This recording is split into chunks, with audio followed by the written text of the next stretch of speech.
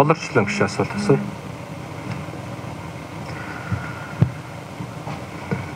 За баярлалаа. Манай улсын нэгдсэн төсвийн орлого оны эхний байдлаар 7% тасарч 88 тэрбумаар төсвийн зорилгоо үүсэж байгаа юм байна.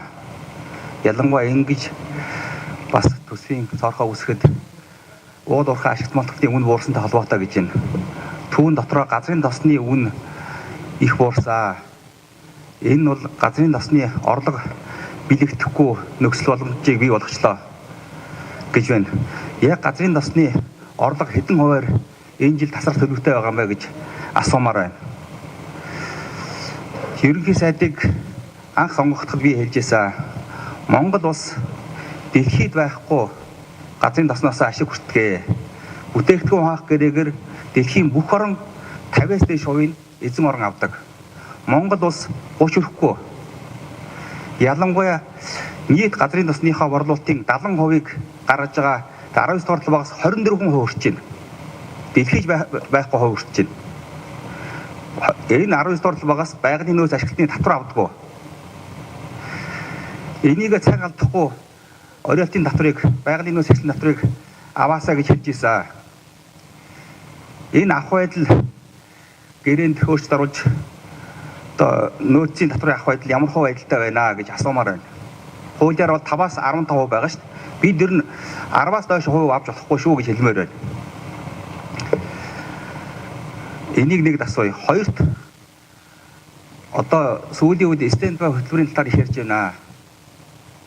Одоо манай бас 2009 онд стендбай хөтөлбөрт ороод нэг жил гарсан болоод одоо гарсан 230 сая доллар авч хэрэгжилж байсан. 2008-9 оны хямрал бол бас жинхэнэ хямрал байгаагүй шүү. Одоо харин хямрал жинхэнэ утгаараа хаалга төгссөн юм шүү. Энэ одоо хэрвээ стендбай хөтөлбөрт орвол бид тийм хурдан гарч чадах уу гэж асуумаар байна. Ер нь стендбай хөтөлбөрт бол улс орнууд аль болохоор орохгүй хичээдэг юм байна. Арга ядсан засаг төртөө төсвөө дийлхэ болсон эдийн засгийн хямралаа хангааж чадахгүй ийм улс орон засгийн газар ордог юм байна. Ер нь албан ёсоор стендбай хөтөлбөрт орё гэсэн одоо хүсэлтэд засгийн газар гаргасан юм уу гэж хоёрдугаар асууя. За гуравдугаарт засгийн газрын цаашид авч хэрэгжүүлэх арга хэмжээ эрчимжүүлэх ажлын хүрээнд бол авто зам станцуудыг одоо концессийн гэрээгээр хийх ажлыг эрчимжүүлэхэ гэж байна. Гэхдээ бид эрчимжүүлнэ гэж ярьсаар байгаа зарим юм дээр бол үнэхээр хугацаа алдаж байна. Ялангуяа тэр дорнотын станц одоо концессийн гэрээгээр одоо гүйцэтгэх шийдвэр нь гараад 2 жил боллоо бараг. Өнөөдөр ажил нь эхлээгүй байна.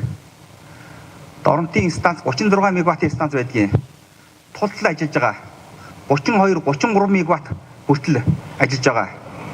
Хэрвээ энэ байдал сүүлийн 2 жил энэ байдлаараа явж хагаад өвлийн эд хүйтэнд зогсвол Дорнот аймаг тэр чигээрээ хөлдөөс олноо.